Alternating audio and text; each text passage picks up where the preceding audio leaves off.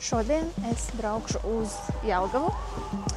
Vispār šajās brīvdienās Jelgavā ir piena maizes un medus svētki. Tā ir ļoti liela tradīcija Jelgavā. Šie svētki notiek katru gadu. Un, man liekas, visjautrākā svētku daļa ir piena paku laivu regate, ko es iesaku katram reiz dzīvē redzēt. Bet es nezinu, vai es šodien kaut ko redzēšu no svētkiem, jo es Jelgavā būšu diezgan vēlu pēcpusdienā. Bet nu tad redzēs. Būs, nebūs. Braucam.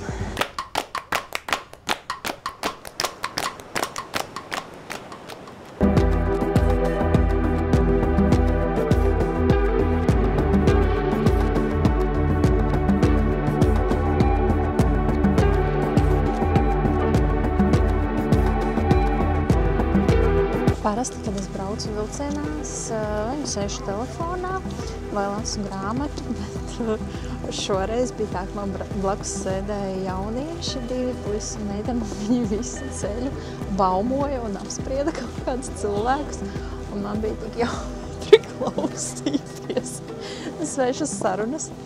Tāpēc man nebija jāsēž ne telefonā, ne grāmatā, un es vienkārši visu ceļu noklausījos, kā viņi aprunāt citus cilvēkus. Piena maizes medus svētki tomēr ir tikai līdz 4:00, tāpēc tos es esmu nokavējusi, bet iziešu pastaigāties pa pilsētas centru.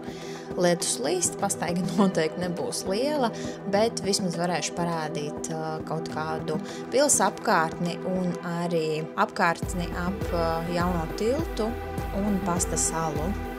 Vispār šajā video es parādu ļoti mazu daļu no Jelgavas. Es noteikti gribu pieminēt vēl vecpilsētu. Noteikti iesaku aiziet tur pastaigāt, jo man liekas pat reti kurš zina, ka Jelgavā ir vecpilsētas ieliņa. Tā ir ļoti forša, tur ir atjaunota, tur ir arī jauns muzejs, kurā es vēl neesmu bijusi.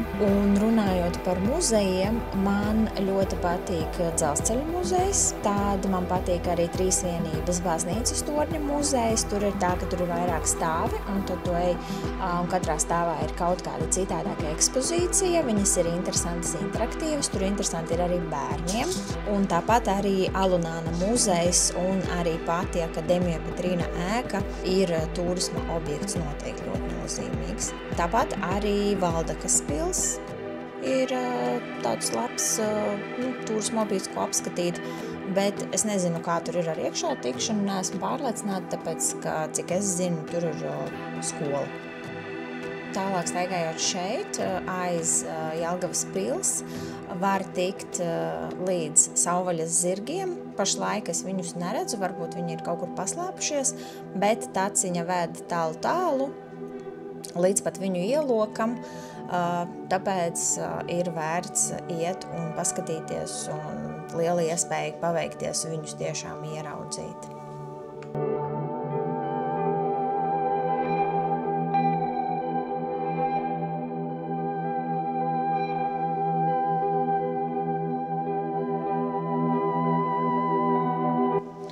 Protams, Jelgava ir liela pilsēta, ļoti tuvu Rīgai, nokļūšanai ir ļoti ērta, ļoti ātra. Šeit ir pilnīgi visu, ko vien var iedomāties, visi veikali, kafejnīcas, bāri, klubi, izklaides iespējas, dažādi pasākumi. Un, man kā vietējai iedzīvotājai, es nodzīvoju Jelgavā 27 gadus, man ir no vienas puses arī grūti stāstīt par Jelgavu, jo kā vietējiem tas ir citreiz grūtāk nekā atbraucot turistā. Es zinu, ka turistiem viss izskatās uzreiz daudz foršāk un smukāk, tāpēc, ka viņi nav pie tā pieraduši. Tāpat kā es, braucot uz visām citām vietām, man visas liekas super skaistas, super labas un visur es redzu kaut ko labu. Protams, brauciet šeit ir darīt ko visu dienu. Pilsēta ir liela, ērtāk, vieglāk noteikti ar riteni izbraukāt vai auto. pastaigu maršrutus kā tādus baigi nevaru ieteikt, bet vienkārši vairāk staigāt tieši pa Pasta salu un Jelgavas pils apkārtni. Tur pastaigas būs ļoti, ļoti foršas. Arī šajās turisma vietās ir ļoti labi izdomāts, ka ir bērnu laukumiņi un kafejnīcas. Līdz ar to, visu, ko vien var iedomāties.